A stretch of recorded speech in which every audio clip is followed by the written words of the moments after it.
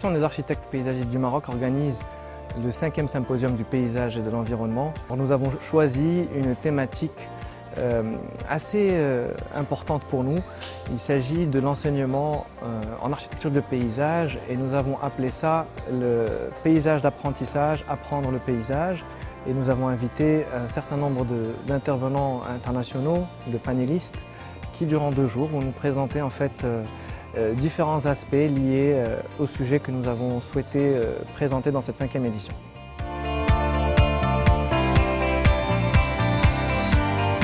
IFLA is a well-established, very well-respected international organisation responsible for representing about 40,000 landscape architects across the world in 76 different countries. The value of landscape architecture is that they have that capacity to act in a cohesive and an integrated way to fully realise the potential of the landscape, to meet sustainable development goals, to address the community and social problems and issues, and to improve the quality of life.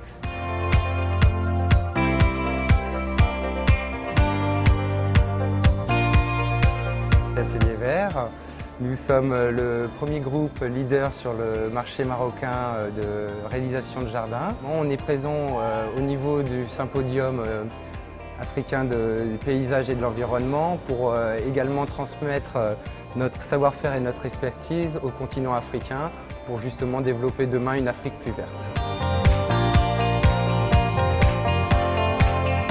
MB Urbanisme est spécialisé dans le revêtement immobilier urbain. Nous sommes inscrits dans la stratégie Sud-Sud qui a été initiée par Sa Majesté en s'ouvrant sur le marché de l'Afrique. Et bientôt, on va lancer du mobilier urbain sur mesure avec des compétences marocaines, à savoir des designers et des architectes de renommée.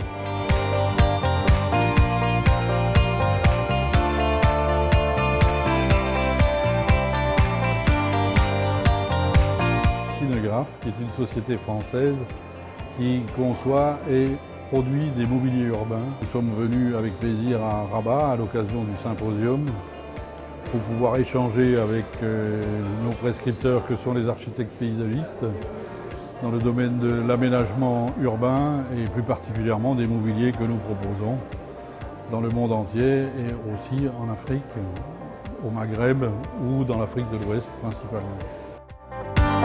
جينا لهذا الكونغري انترناسيونال افريكان باش نمثلوا المغرب باحسن صوره ونحاولوا نلقاو دي كليون اللي هما جداد في القاره الافريقيه. Casa Botanica est composée par 2 unités différentes, un qui concerne un site de production sur Darbosa et l'autre site de commercialisation pépinière de plantes intérieures-extérieures sur le site de Casablanca en face de Morocco Mall. Nous avons une équipe très professionnelle du pays du Maroc qui nous aide à développer notre promotion de plantes. La société SIEC, entreprise marocaine présente sur le marché des jouets. Notre présence dans ce symposium nous permet de proposer des produits de qualité, écologiques et adaptés au paysage vert. In history, Morocco has a history behind her, and people live here 1,000 years ago, and they live successfully. And people come from other parts of the world to learn. Now, what stops us from learning from other parts of the world now? So, for this generation. This kind of event is very important.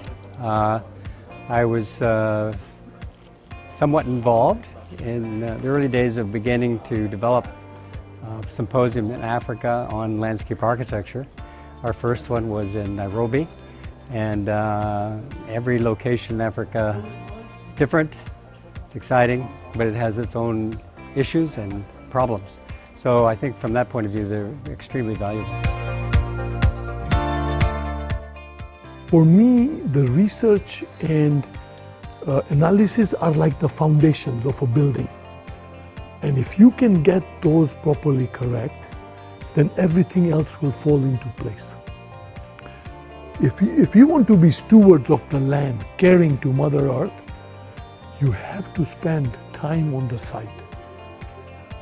You have to go 2-3 days and learn and be there instead of just half a day and then back.